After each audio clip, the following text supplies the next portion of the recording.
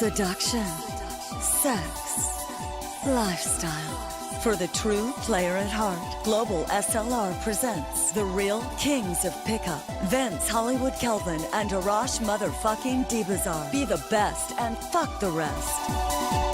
Hello everyone, live callers and those listening afterwards to the podcast. This is Vince Hollywood Kelvin, also known as Aphrodite's Prince. And we are here, you're listening to the real kings of pickup. I have with me my spiritual brother, the man I turn to when I need advice. Together, we put the best events on the planet coming up, the Global SLR in September. We're basically at it every single day. Some of you guys, you tune in every day, and that's awesome. We thank you for that, and that's the way to go. So with me, Arashs motherfucking Dibazar.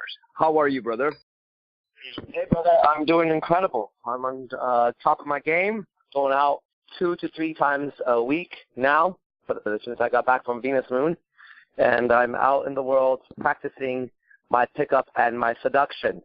And it's been years since I've done that, and I tell you something, there's nothing, I have not come across anything more fun than pickup and video games. But I don't get to play video games, but I do pick up all the time. So it's been unreal. What's going on with you? Yeah, I'm reading the testimonial. I'm seeing the pictures. For me, I'm so psyched. Today, I finalized the venue for the Global SLR on Sunday. It's very historical. You know, I got to see the backstage, all of the memorabilia from the years, and I met all the owners. That place is legendary, and I have no clue. It was like it's a museum back there upstairs. So when we'll be there, we got to make sure you see it. Beautiful weekend, loads of women, and it's always funny, you know. There's a certain frequency, and when in that frequency is like all exes try to contact me. It's like the same day it started. Venus Moon, 30 minutes into my talk on Friday night, I was starting to receive text. So that's the frequency. So I'm psyched to help the guys. So much is happening. There's going to be some big surprises during the next couple of days, guys. So much is going on. Anybody in Los Angeles, Hollywood, or there's sometimes guys driving from San Diego or surrounding San Bernardino, Santa Barbara, you name it. Tomorrow night, we're on with the Hollywood Pickup Artist Lair, brand new lair. If you're not a member yet, make sure you are. And meanwhile, I think, brother, we're ready to take questions. So, gentlemen, you know the drill. City you calling from, your name, and your question. The calls are brief. We have less than 30 minutes left to assist you to the best of our ability. So, who's going with the first question? I had to mute one gentleman so far, a 410 number. So there's always that cute moment of silence at the beginning. Adorable. This is Sam from Chicago. How are you? Sam, doing wonderful. How are you? Good, good. Hey, quick question. How do you, at least in your mind, if you feel like, you know, if you have like a slowdown or a slump, how do you, as far as pickup, how do you get past that, or how do you, I guess, pick yourself up or motivate yourself, or I'm just trying to see what your thoughts and ideas are on that, you guys is. Vince, go ahead, brother. I was going to pass it to you first, brother, since I last spoke, but I'm on right now, so I'm not going to be able to answer that. That's fine. I'm passing it to you. Okay, so Sam, first, yeah. It's as Arash says, as we learned from him, it's all in a state of mind. So watch how you frame it. You're using words that you didn't create to describe what's normal. We will all go through motion. Notice how I frame it. Motion. Seasons.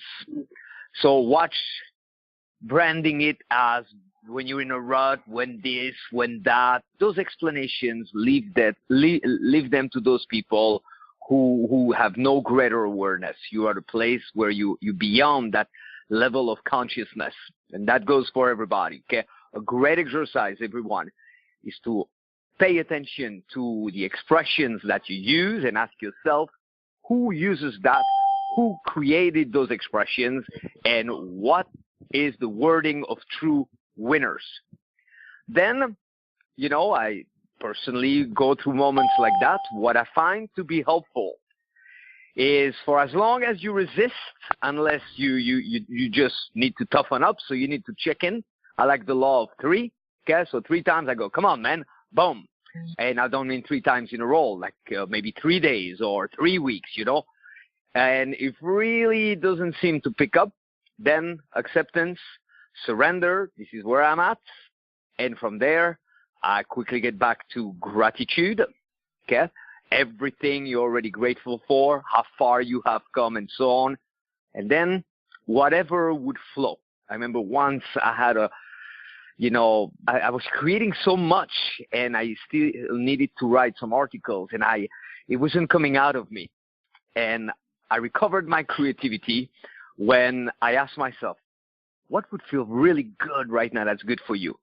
And the answer was, go to the beach, go boogie board. 2 hours of that, boom, I was back in the flow. So those are simple techniques. And also trust that there's the swing of the pendulum. Something Arash had shared a long time ago during the Inner Alchemy, the first one we did. So there's always the polarity that's coming. In the winter, remember the summer. In the summer, remember the winter. So I think we're taking the next question for Arash. Brother, personally, I would be delighted to hear the breakdown of a recent interaction of yours.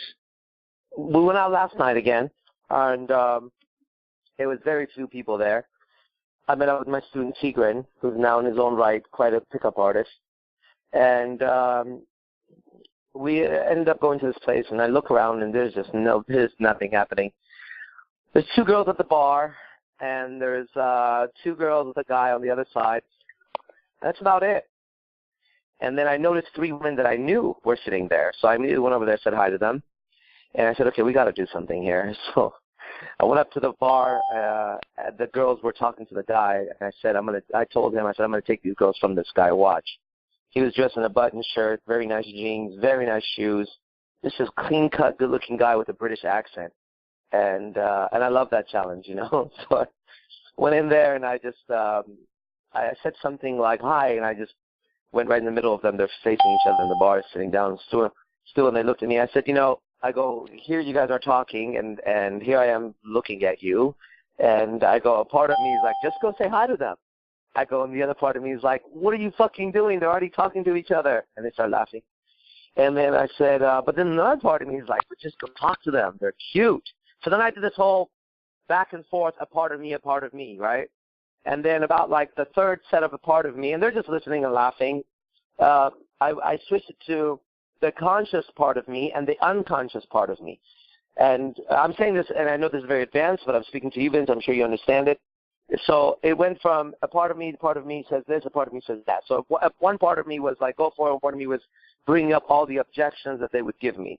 Then about the third set of that, I went into the conscious part of me is saying, well, I mean, obviously, if they wanted to talk to somebody, they wouldn't have their bodies facing each other, so maybe they don't want to talk to anybody. I go, but the unconscious part of me is like, man, it's going to be fun tonight. These girls want to have a good time.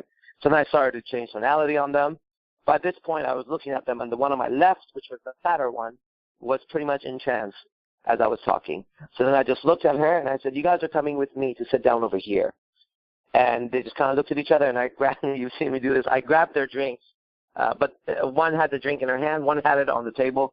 So I just grabbed from her hand and from the table, and I started to do it was like a tug of war. Like, she wasn't giving me the drink, but she was kind of just looking at me like in awe.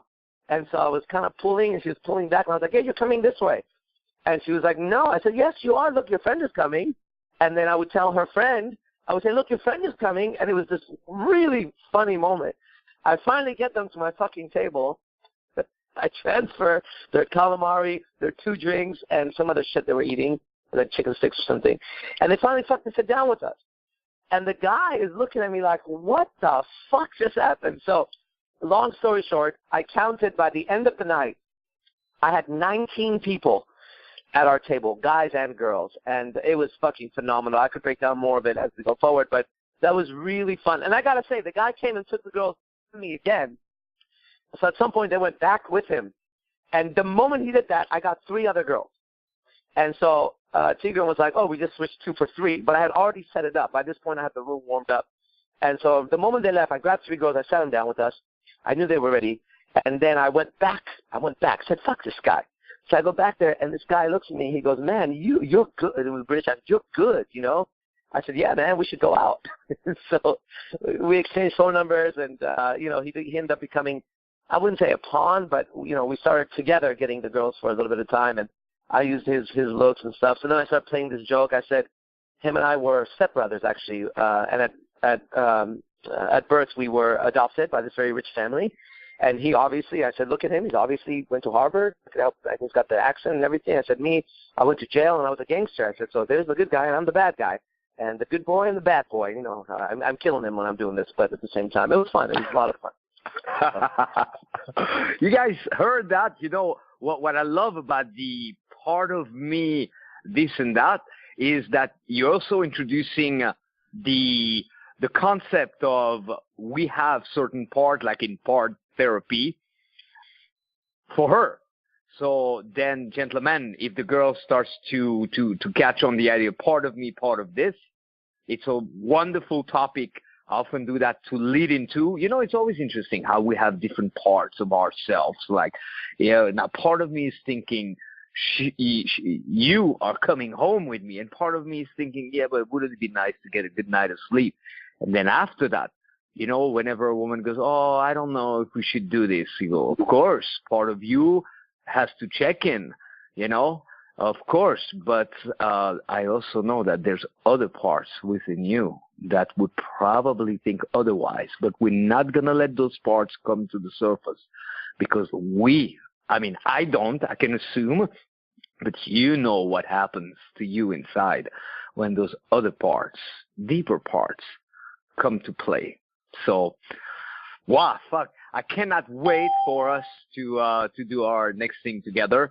And gentlemen, I mean, when I hear you, Arash, that you had, like what you say, 19 people, I've witnessed it firsthand, and you have this astonishing ability. At Venus Moon, the same, you know, the guys were kind of looking around, and suddenly your table is growing, and you go, come on, Vince. And I just absolutely, I'm mesmerized when I see that in action. So it's, I'm looking at the time, and it's time for more questions, gentlemen. We got about another 20 minutes. Speaking of getting together, Arash, I know you have an event in 2 weeks from now in San Francisco, and on Sunday the 16th, since the podcast comes a little later, Sunday, April 16th, both Arash and I are going to be in the evening in San Diego, doing a talk for all the not San Diego, San Francisco. What the fuck am I saying? All right, now we're going to get the San Diego guys are going to go like, what about us? So, whatever city you're in, local lures should contact us to we really bring the community together with the global SLR. So, Mitchell, you had a question. Yeah, first of all, if there's any background noise, I can't help it. I'm in a hospital right now. I had stroke-like symptoms, so I'm getting checked out, and I'm waiting right now and jumping on the call and making me more relaxed. So anyway, I have 2 questions. First, is it okay if I ask something about the metamorphosis, Raj? Does that work for you, or would you rather me not? Yes, go ahead. Okay. I think it's really helpful for me. I finally got it. His phone's messed up, so I finally got a chance to listen to that video where you talked about the rate of change in a given person. And my first question is, how do I apply that to me? Because I thought that was just amazing, and what you said is so true. But either I didn't get it, either I didn't listen to it enough, or I just want to know how to apply it to me. That's question number 1. And question number 2. Let me answer that first. Sure. Can you remind me of a piece of what I said? Because I really don't remember what I said. Just a little piece. Oh, sure. You talked about that you have to be uncomfortable to change. You have to create uncomfortable and variances. Yes, let's stop right there so we don't give up. Okay, yeah. So how do you apply that to you, right? Yes. Okay. This is really good. So yesterday I was teaching an aspect of that to Electra, okay? And we were at the mall. An aspect of that. So that's like the basic teaching, and then it branches off. But what I'm about to tell you, you'll see how it applies. And we were standing in line in the mall, and I was ordering this teriyaki chicken with rice, and they kind of cook it in front of you as you walk down the line. And they have this little grill. And I was explaining to her a similar concept, but let's say in this case it still applies, and you want to grow. And I said to her, there's a particular order here that takes place, and everybody knows what they're supposed to do. I said, now, if I want to come to present time, if I want to wake up right now, and then I put my hand on the grill very quickly, boom, touched it. And she looked at me, and so did the chef. And I continued talking. I said, you see that? I go, you see that? Now I just broke the monotony of the moment, and for a moment, I came to life because I didn't know how hot that shit was going to be, and I didn't know if they were going to yell at me. Now, I didn't take a stupid risk. I just touched the grill real quick. I knew I'm not going to burn my finger off. And I said, okay, so let's stop that right there. In regards to the personal growth, I put a video today on my Instagram. I don't know if you follow me on Instagram or not. I actually put it on Facebook too. Well, I was doing my Diamond Mine video. As you'll see it, it'll go up later. And I saw this the very, very pretty girl sitting down at the pool, but she was dressed in full clothes, doing computer work, but makeup done, in sunglasses. And I was like, what the fuck, right? Like, it's just completely off the wall. So I threw a few comments at her, and then as I was leaving, I went and sat down next to her, and I whipped out my fucking camera, and I started recording and rapping. And she was like, I don't want to be on camera. I said, oh, that's okay. And I kept recording. And then she said, you'll hear her in the video, she says, I'm working, right? And I said, I'm working too. I'm using you to become famous on my Instagram because that's what I do. And then I finished the video. And then before I left, the conversation was so interesting because it was just so out of the ordinary. I'm rapping, you'll see the video. But that allows me to grow. Last night, there was 2 guys and 2 girls, and the girl was very pretty. And I was watching them, and I was telling the way I was going out last night is I was shaking hands with the bartenders, shaking hands with the hostesses and the waitresses, and people that were being introduced to me, regular people. And I would say, hi, I'm Arashs Dibazar. I'm a master pickup and seduction artist. Watch me work tonight. I'm going to fuck shit up. And that's what I was doing, right? Like, I would literally say that, and they would look at me weird, or someone would laugh. And then, so I'm looking at this group of 4. And this fucking white girl is looking good, man. And wow, my God, she's looking good. But I just don't know how the hell I'm going to go from where I'm at, cross this fucking ocean of emptiness, no one in it, and go to their fucking table and interrupt them and get the fucking girl. At the same time, Mitchell, I know I'm going to do it. And I know I'm going to do it because of exactly what you just asked. Because I want to fucking grow. I need to grow, and I'm going to grow because I had an answer for all the other shit I was doing, but this one part, I didn't know what the fuck I was going to do. So I started to announce to all the girls around me, I said, that fucking woman is going to be here somehow, some fucking way, and I'm going to have to somehow disarm that man and the other man, and I don't know how. So finally, I see time is wasting, and they could be leaving. I'm like, I got to go. I got to fucking do this. I got to do this. So I'm like, I don't even know what the fuck I'm going to do. I have to approach. So I fucking get up, and there's long space between us, and I just start walking towards them. Sure enough, they look up at me, and I start to pretend drunkenness, which helps me a lot of times, and I pretend like I'm just been drinking. And so, hey, well, hey. So it sounds like this. Hey, well, how you doing, brother? And I don't look at the girl. Hey, how you doing, brother? Shake his ass. Hey, listen, you over there, there's a big group of us. We're celebrating tonight. I see you guys sitting here. I don't know, you guys are probably celebrating too. I said, I tell you what, listen, I'm not looking at the girl. Okay, I'm not looking at the girl. I said, I don't know what you're drinking, but if you guys want to just come have a shot with us, that would be fucking awesome, right? And then before he answered, I looked at him and said, what do you want? What kind of shot do you want? And he's like, yeah. I said, what do you want? What do you drink? He goes, Jack Daniels. I said, great. And then I turned to the other guy. I skipped the 2 girls. And I said, brother, what about you? What do you drink? He goes, I'll have the same thing, Jack. I said, okay. Now, I didn't say I'm going to buy it. Okay? I didn't say I wasn't going to buy it either. I said, oh, okay. And then, without looking at the girls, I say to the fucking guy, I say, Ask her, and I point to her without looking at her. I'm looking at him. Ask her if she wants anything. And he's like, you want anything? She goes, no. And I tell the other guy, ask her if she wants it. He said, no. I said, all right, 2 jacks. Got it. I go back, right? At some point, the girls get up to go to the bathroom. I fucking get up, so it's only 2 guys, and I fucking make my way over there. I said, come on, guys, the fucking shot's ready. And they're like, oh, I said, come on, the shot's ready. So I grab the 2 fucking guys. I bring them to my table while the girls are in the bathroom. At this moment, I know I got it. I fucking know I got this shit. So they come, and I got to make a decision on how much 2 shots of Jack Daniels are. Okay? It was going to be, I think, $12 the total. So I get them 2 fucking shots. They take it right there. I sit them down. I throw 3 girls on them. 3 girls on them. I just throw them on them. This is so-and-so. He's in the army. This is so-and-so. And the girl, one's super flirting, right? I'm waiting. I'm like, come on, come on. I don't know if these bitches are taking a shit or doing coke or what. Like, what the fuck are you taking so long for? Finally, these hoes come. And these guys are involved in conversation. So I go, hey, I yell across, and look, I wave them down. I go, they're over here, they're over here. The guys get nervous because they're shouting to the girls. The girls come, I'm like, I'm sorry, I didn't meet you. I shake hands, and believe it or not, one of the girls was a girl that I was messing around with like 10 years ago. I'm like, let's call her Sandy. I'm like, Sandy?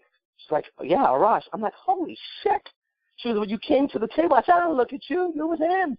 Anyways, bro, long story short, I got what I wanted, okay, which was the growth. Now, I grew empowered by going in there and throwing myself in this uncomfortable situation. And I love talking about it right now because it was fucking awesome. So you apply the little bit of uncomfort to you, and suddenly this is evolution. Our bodies were designed to adapt. So you're either going to adapt to weakness, right, or you're going to adapt to strength.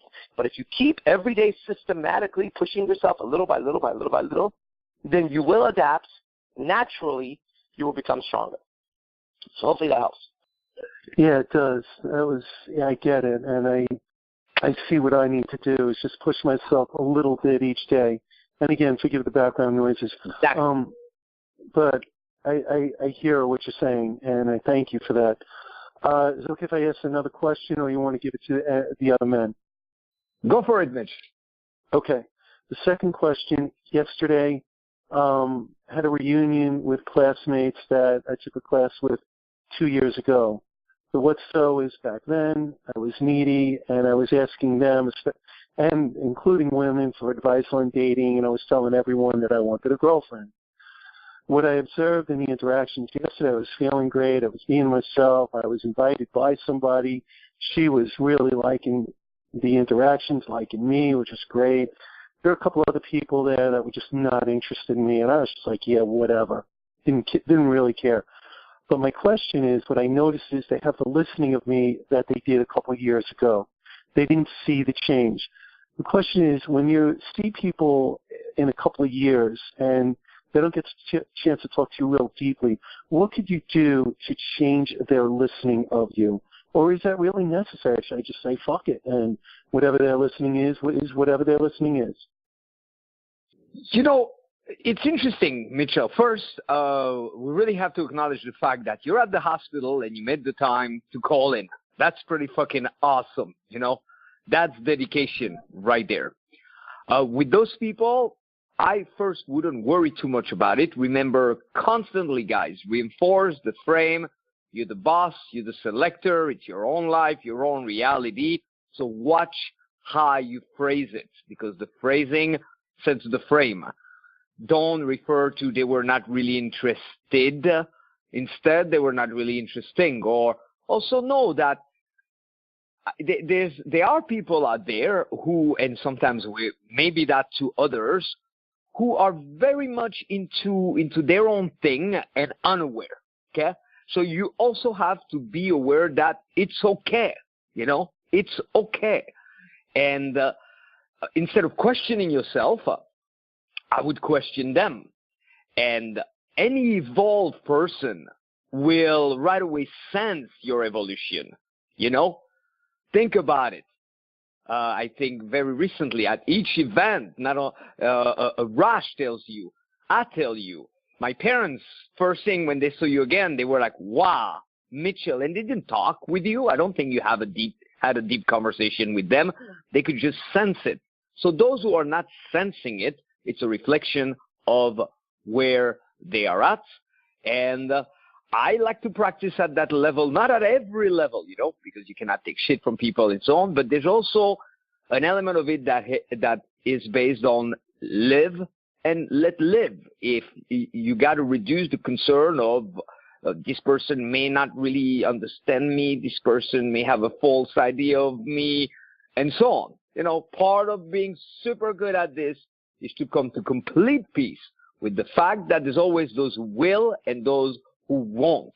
And if you're disrupted by that, then you cannot operate freely and you cannot recognize your own true power. And then don't let people decide. With women, it's always the same thing. We're all very fast. People are fast to preserve their own safety, to quickly make decisions about others. Okay? So if you sense a little bit of that being made, don't go against it directly towards them, because you're reinforcing that idea. You're participating in their false notion of you. But instead, quickly go in with yourself and know your own truth and further affirm yourself that way, with no attachment to whether or not they are going to get it. Okay? Repeat that. It's a basic mantra. It's in all my early programs. Some will, some won't, so what? Some will, some won't, so what? It's really ingrained within you, and you're more at peace with that. And watch also, speed is essential, because you got to be faster than other people. Okay? So don't wait for them to make a decision about you. Know your own truth and operate from that. Operate from it. And sometimes it's the difference of a split second. I personally see it. I walk the streets every fucking day, even if I have just a few minutes. And I do it like around the clock, meaning sometimes I wake up in the middle of the night, 3, 4 a.m., so I go to the 24 hours Walgreens just to grab a beverage for the morning, just to feel people at different times and so on, okay? If I'm a little bit preoccupied and I'm not in my full sharpness, I notice I give too much time for people to decide. But those moments when I'm like, boom, pure self-expression. This is who I am. This is the way it is. Like it or not, I won't even care myself. I'm not even going to be like, I don't like it that you don't like me. Then, boom, people shift. And you can also observe it with people that you encounter often. Okay? So, Mitchell, I think you're doing awesome. Take good care of your health. It's essential. And we really appreciate you being on the call and everything. And I know we will see you at the GSLR. Thank you. Awesome. Okay, what other questions do you guys have? Yeah, I have a question. All right. What is it? My question is, so with this closing, or setting up or getting like another meetup, it's not called a date, but just as far as trying to see her again, I've gotten good. Like opening is something that I'm progressing and I've been working on. And in my opening conversations, I've definitely gotten a chance to develop, become much smoother, have a little bit more time to think, throw in a neg or two, make it super fun, add some keynote and stuff. But I went through those times where I was getting the number, but like I wasn't getting any response.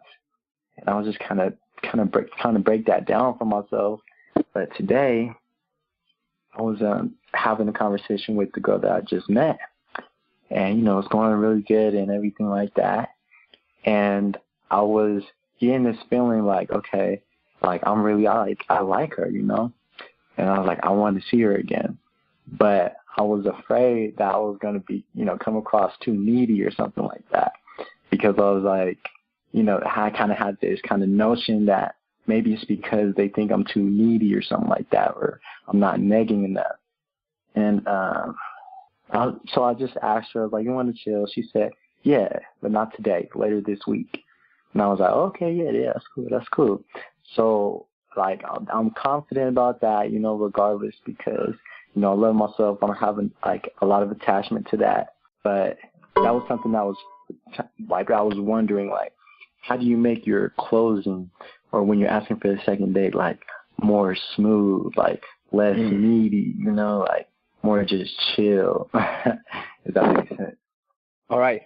Well, I will pass it to Arash first, and I got a lot to tell you. Well, yeah, I'll pass it back to you. Go ahead, sir. All right. It is such a common story. I mean, I really appreciate you being on the call, but it is something that I've heard so often from guys. It's almost making me like seasick just listening to it. Okay? I mean, I really appreciate you, and I recognize your voice from prior calls, and I know you're making headways. Your frames are backwards at the core. You're concerned that when you say, I'm a little bit afraid I may come across needy, fearing is needy. Okay? So right there, voice it, but voice it with no dependence. That's the key. What they feel is the dependence. Okay? Because whenever we feel like somebody becomes dependent on us, for women, it's a meta message. Okay, why would a guy that doesn't know her kind of be attached of hanging out? Two reasons. Either he doesn't have any, who wants the guy that doesn't have any, or he does that all the time. Okay, he does it too much. So voice it, but voice it freely. When you hear a little voice on the inside goes, I like her. Okay, make sure that the voice is not like, I like her so much, but tonality is key. If you're concerned coming across needy, change your tonality and make sure you remind yourself, yeah, it'd be awesome to see her, but then again, I don't even know her. And that's how you voice it. You go, and think about what you heard tonight. How about you say, part of me is thinking. You heard that from Arash today. Part of me is thinking, I like her, but then again, I love to always balance it. But then again, I don't even know you. Maybe challenge her a little bit. What's one thing somebody who just met you should know about you? Or I love to ask women, why is that? I say, part of me, or I feel like I would start to like you. I don't know you. Why is that? You explain, darling. Okay? And remember, closing, to get good at it, you do it a lot. The concept of I will only close when I really like the girl and I feel pretty sure that she's going to go for it might be fine when you have really paid your dues and you have amazing chops, but at a stage where closing doesn't come to you like in your sleep, you want to close for the sake of practice, and you want to do it even when you know it's a desperate cause, because then it's going to force you to grow, as it was stated, and to practice more. You know, I like when I know that, okay, there is no way this girl is going to follow me, plus I don't even fucking like her. I look around, I don't see anybody else. I go, okay, just for the sake of it, for practice. I go, you should come with me right now. Now, the concern that you come across too needy, I would reverse that idea, okay? That you come across too needy because you're telling them too much what you want, backwards. You're not telling them strong enough. It's the weakness and the hesitation in it that they pick up from you. And then you obviously do quite a bit of pickup from what you are stating. And yet again, your entire explanation, for those who really listen afterwards, explain also where you're at. Okay? So there's a lot more we can say. I'm looking at the time. We have to wrap up. We can take one last question in a moment. But gentlemen who just asked the question, here's what you should do at the level of learning. Everybody, okay? For every frustration that you have, there's always a solution, and a solution that makes it very, very easy, that makes it flow. So any frustration, any hesitation is also an indication that you're missing pieces, and use it as another reason why you must dive in and really study it beyond what you already know.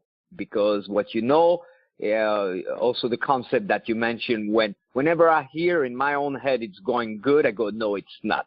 You know damn well what's coming up next. The girl's not going to text back. The girl, a friend, is going to show up. There is no such thing as an interaction that's going good.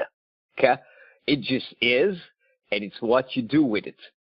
And then when a person tells me, oh, I'm getting pretty good at opening, I got no problem opening, but closing, in my own book and standard, the challenge starts with opening. Because you got to learn how to open in a way that gets her so hooked that closing is just a formality. Think about it. When there's something that you really, really, really want, okay? You don't have to work on closing. Rolls-Royce doesn't work on closing. People know how bad they want it, and those who have what it takes to get it, go and get it. They won't even let the pricey car, can't even test drive them, even if you give a credit card or something. I've heard stories where you got to put a deposit on it so you can try it. So anyone that goes, oh yeah, I got no problem getting phone numbers, but they don't text me back. The challenge is in how you get the phone number. I give you one little gift, and then I make an announcement, and then we take one final question, and that's it for tonight, gentlemen. Okay, here's one little gift. You got to plant in your number closing what will allow you to continue even if she doesn't respond. The beginner's way to do that I teach, as you number close her, once she's entering the number, and it should be her entering the number in your phone. Why? Because it's greater commitment if it's her fingers doing it than her telling it to you, and it's too much work for you. So the way you do that, you say, as she's giving the number, you go, here, you enter it. Too much work. I barely know you, and already you got me working. You enter it. And then I balance that by saying, girls, I don't know why. It's in the fingers or somewhere. They're so fast with phones. Are you guys do you have secret meetings of all the chicks on the planet? They learn how to go faster with phones than guys. And then after that, you play a little bit. It shouldn't be just, okay, or send a text right away. No, it's got to be richer. Okay, if you bring richness and laughter and loosen her up further, after she entered the phone number, in her own mind, it's a confirmation that she did the right thing. And it's also very refreshing because the majority of people out there, they get a little nervous when it's time to number close, and they make it way too dry. And they keep it at, okay, I got the phone number. And then they try to be cool, which is another mistake. Don't try to be cool. Okay? That's average guy. If average guy goes, oh yeah, no problem, next week maybe, you go, no, that's way too early. Fry her circuits. Not next week. In 6 months, 9 days, 37 hours, and 19 seconds. Seriously. I don't know. It doesn't have to be right now, but then again, it could be. That would be pretty fucking crazy. We don't even know each other, and you and I. Wow, imagine the story. But let us be proper. You have things to do. And anyway, I can tell you're not the type that will be wild enough to just forget about everything that you had to do today and enjoy a moment with a stranger that everybody else will only see in a movie. Have you ever noticed people, they live their lives on the screen? It's sad. It's sad, my darling. So at that moment, what you tell her, this is the way to ensure continuity. You go, oh, wait a minute. Okay? Before we plan on texting or anything, how are you with the phone? Don't tell me that you're the type you just get phone numbers from guys just to boost your ego. If that's the case, I want my number back. I want my number back. And you tease her. Can do a lot of kino in that moment. Well, right there, you planted that. If she doesn't text you after that, you go, I knew it. Give me my number back. Ha, ha, ha. Okay?